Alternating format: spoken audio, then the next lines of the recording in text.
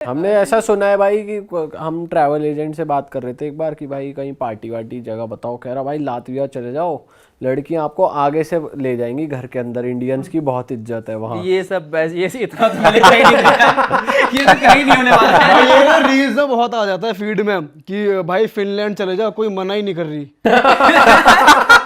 ऐसा होता है क्या? ये सब इंडियंस के लिए ऐसी होता है कहने की बात है। आपको ट्रैवल एजेंट आपसे पैसा बनाना चाह रहा होगा, इससे बोला जाए। भाई हमारे ना इंस्टाग्राम पे लौंडे के ग्रुप में ऐसी रील भेजते हैं हमारे लौंडे कि भाई ये देखो कुछ भी हो जाए, लड़की आपको कैसे उठा के चली जाएगी, बहुत रेयर होता है। ऐसा नहीं होता इन दोस्तों। उठा के चली जाइए तो कुछ ज्यादा हो गया। पर बात करने आगे से आ आगे से जाते हैं। अप्रोच करने आए तो वो तो चलो ठीक है, मान भी सकता हूँ मैं कि आ जाओ अप्रोच करने के लिए, उठा के चले जाए। जल्दी चलो मेरे घर के अंदर। घर के अंदर चलो।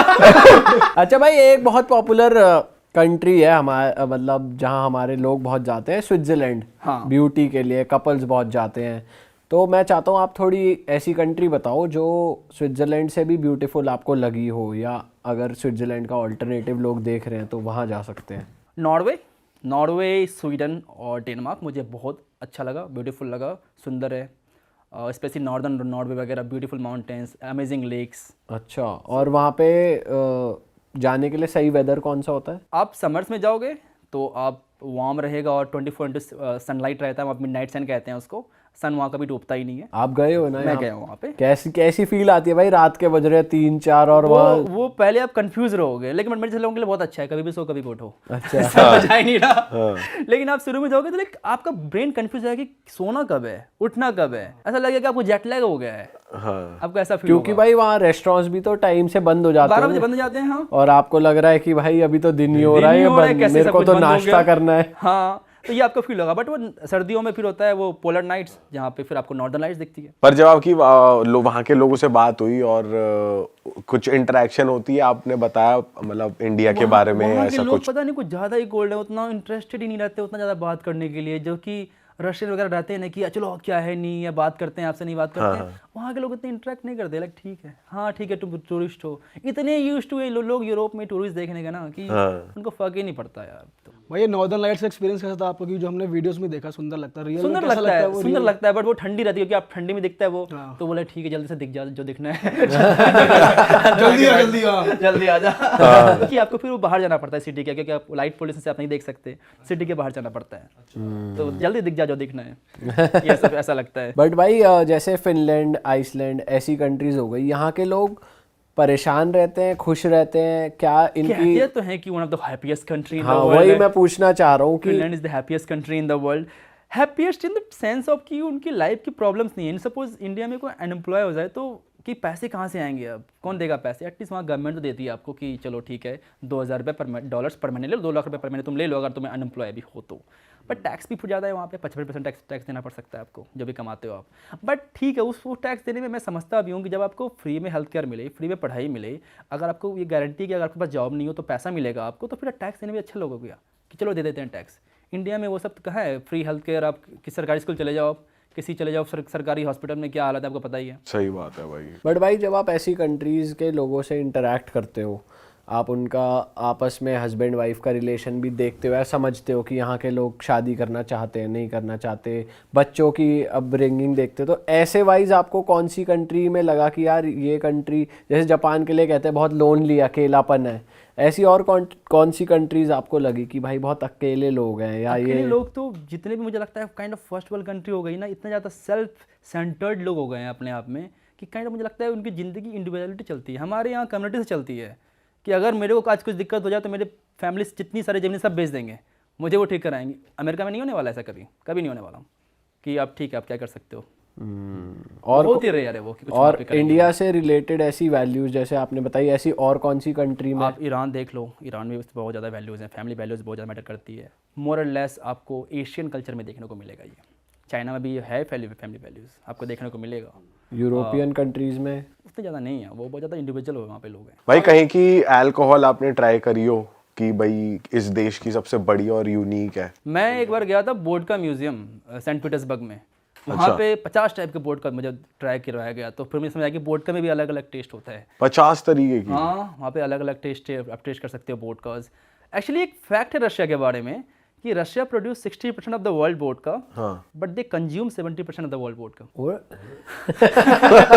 10% उसको मंगवाना ही पड़ जाता है कि हाँ। इतने इतने वोडका कम पड़ रही है। कम पड़ रही है। भाई ठंड भी तो ज्यादा है ना वहाँ पे। एक्चुअली मेरा पहला ड्रिंकिंग एक्सपीरियंस वोडका ही रहा था। मैं रशियन ट्रेन में था और एक दादी आई, बोलती उठो उठो उठो उठो, चाय पिएगा, रशियन चाय। मैंने कहा दो। वो वोडका दी थी मुझे उन्होंने। अब मैंने कहा मार ले एक बार में। मैं मारा एक बार में, पूरा एकदम पता नहीं जलने लग गया मुझे, और फिर एक में ही मुझे वो चक्कर वगैरह आने लग गया, मैं एक में ही सो गया। तो अच्छी बात, एक तो अच्छी बात थी कि 7 दिन की ट्रेन जर्नी थी मेरी, तो मैं आराम से सोया रहा 1 दिन तक। अच्छा, अरे एक दिन तक। और मैक्सिकन टकीला ट्राई करी आपने? हाँ, टकीला ट्राई किया। मैं टकीला सिटी भी गया हूँ। टकीला सिटी भी है? हाँ, टकीला एक्चुअली टकीला सिटी से प्रोड्यूस हुआ है। अच्छा, एक सिटी एक वहाँ पे कहते हैं टकीला, हाँ। तो वहाँ से टकीला निकला है। मैक्सिको में ही है मैक्सिको वो? में है। भाई मैक्सिकन कल्चर और इंडियन कल्चर कहते हैं काफी सिमिलर सिमिलर है, क्योंकि स्पाइसी फूड वो भी खाते हैं, हम भी खाते हैं स्पाइसी फूड। राजमा खाते हैं वो राजमा शायद? बहुत ज़्यादा खाते हैं वहाँ पे।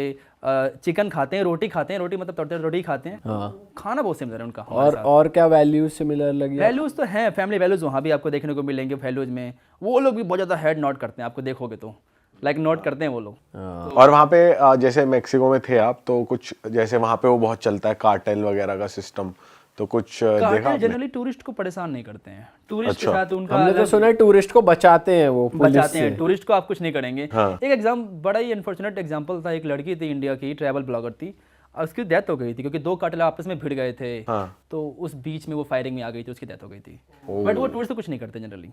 भाई और आपने वर्ल्ड में जैसे इंडिया का हिंदू कल्चर हमने सुना है बाली में आपको देखने को मिलता है, ऐसा और कौन सी जैसे आपने बताया कि सूरीनाम में दिख जाएगा आपको, गयाना में दिख जाएगा, और कहाँ मॉरिशस में दिख जाएगा, मॉरिशस में, फिजी में दिख जाएगा, और भी किसी कंट्री में जैसे रशिया में कहते हैं बहुत लोग आजकल? रशिया में एक्चुअली वो हो रहा है, पूरा हिंदुज़म नहीं, किसी की ये सब कंट्री पूरा हिंदुज़म मानती है, बट रशिया में एक सेक्टर जो इस्कॉन वाला पार्ट है, सिर्फ जो कृष्णा को मानते हैं वो लोग। अच्छा। एक तो वो उन्होंने स्टार्ट कर दिया है अभी।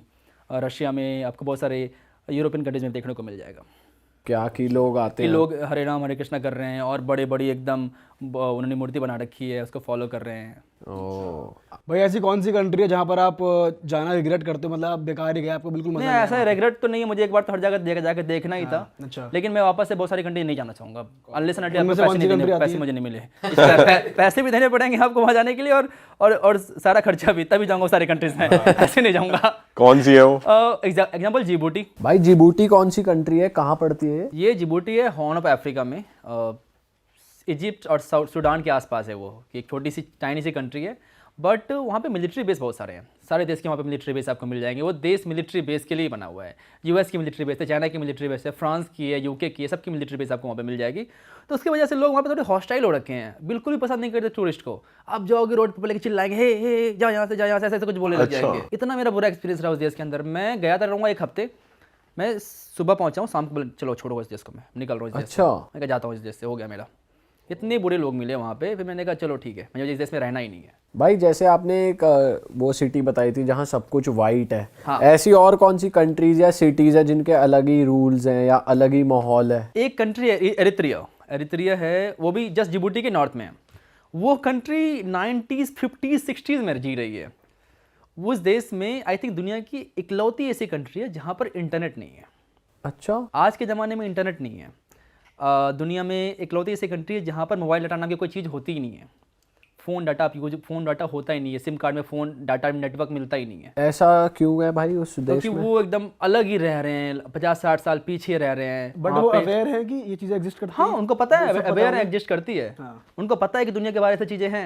आपको छोटे छोटे कैफेज मिलेंगे जहाँ पे इंटरनेट मिलेगा। आपको चलना पड़ेगा, आपको वाईफाई वगैरह का कोई सुविधा नहीं है, आपको चलना पड़ेगा 1 किलोमीटर जाकर फिर कैफेज मिलेंगे। अच्छा। आप लॉग इन करोगे, इतना स्लो स्पीड, व्हाट्सएप मैसेज आने में लगता है 25 मिनट। टेक्स्ट मैसेज इंटरनेट का तो वो लोग, आधे लोग इंटरनेट जानते ही नहीं क्या होता है इंटरनेट। तो वो इस तरीके से क्यों जीना चाहते हैं, उनको उसमें मजा आ रहा है? वहाँ पे डिक्टेटरशिप है, वहाँ पे तानाशाही है, और तानाशाह चाहता है कि ऐसे लोग जिए। और जैसे टूरिस्ट जाते हैं तो उन्हें डर नहीं है कि टूरिस्ट आके बताएंगे तो लोग प्रोटेस्ट इसलिए करेंगे? तो बहुत डिफिकल्ट वीजाज हैं इन सब कंट्रीज का। आपको बड़े मुश्किल से मिलता है, कभी कभी बिना मतलब का रिजेक्ट कर देंगे, बिना पूछे सोचे समझे। बट मैं लकी जाके मुझे मिल गया और मैं चला गया। और इनकी रिक्वायरमेंट क्या होती है? जैसे कई कंट्रीज मांगती है कि स्टे दिखाओ, फ्लाइट दिखाओ, बैंक बैलेंस दिखाओ, ये लोग ये क्या सब कंट्रीज की कोई रिक्वायरमेंट नहीं है। कंट्रीज में क्या होता है कि आप एक लोकल बंदा ढूंढो वहाँ पे।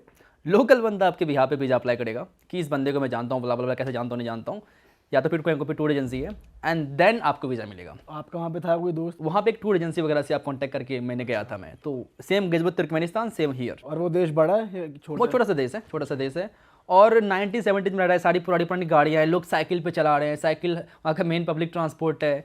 But at the same time मुझे ना अच्छा लगा कि वहाँ पे ना बच्चे शाम को फुटबॉल खेल रहे हैं, ना कि अपने फ़ोन में गेम खेल रहे हैं।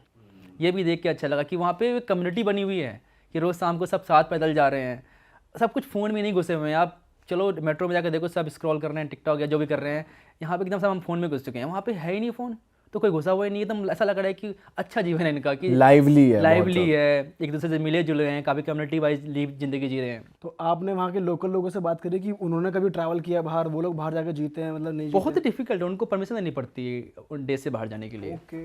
हमें क्या है कि हमें जब मन के चलो जब पैसे में को निकल जाता हूँ मैं देश के बाहर, वो उनको चाहिए होता है परमिशन कि गवर्नमेंट परमिशन देगी, आप बाहर जा सकते हो, नहीं जा सकते हो। और वहाँ के मेजर लोग क्या करते हैं? जनरली एग्रीकल्चर हैं, छोटे मोटे काम कर लेते हैं, बहुत ही one of the poorest country में भी से आती है एक्चुअली वो। और उनकी खुद की करेंसी है, काइंड ऑफ वॉर में भी है कंट्री, वॉर कर रही है इथियोपिया के साथ, तो सब वो लोग ठीक है, मतलब लोग फिर भी खुश दिखे मुझे ना वहाँ पे, तो मुझे उसका अफसोस नहीं हुआ कि चलो ठीक है, अगर खुश हैं 900 का यूज़ कर रहे तो क्या हो गया, खुश तो है ना, दैट्स मोर इम्पोर्टेंट। सही बात है। अच्छा भाई, आजकल हाइकिंग का बहुत ट्रेंड आ गया है, लोग पहाड़ों पे हाइक करने निकल जाते हैं, सुंदर सुंदर। तो इंडिया तो बहुत रिच है हाइकिंग के लिए अपनी, पर इंडिया के अलावा आपको कोई लगा हो कि वहाँ वो कंट्री हाइकिंग के लिए बहुत अच्छी है? बहुत सारे लोग आते हैं किर्गिस्तान, छोटी सी कंट्री, राइनी सी कंट्री, मैंने कहा था कि स्विट्जरलैंड ऑफ एशिया कहते हैं। किर्गिस्तान हाइकिंग के लिए बहुत ही सुंदर जगह है, लोग एकदम हाइकिंग के लिए वहाँ पे यूरोप से आते हैं, फ्रांस से आते हैं, जर्मनी से आते हैं और हाइकिंग करने के लिए जाते हैं। आप गए थे वहाँ? हाँ मैं गया था, 3 महीने रहा हूँ मैं इस देश में। तो वहाँ पे क्या यूनिक लगा आपको? सब कुछ यूनिक ही लगेगा, सब कुछ कोई नहीं है, घोड़े हैं बहुत ज़्यादा वहाँ पे, आपको घोड़े हर जगह दिखेंगे, तब घोड़े को देखते रहोगे, ऐसा फील हो कि स्विट्जरलैंड में आप आ गए हो। तो आपको जब हाइक पे वहाँ पे एनिमल्स वगैरह नहीं अटैक वाइल्ड करते? लाइफ उतनी ज़्यादा नहीं है वहाँ पे। अच्छा।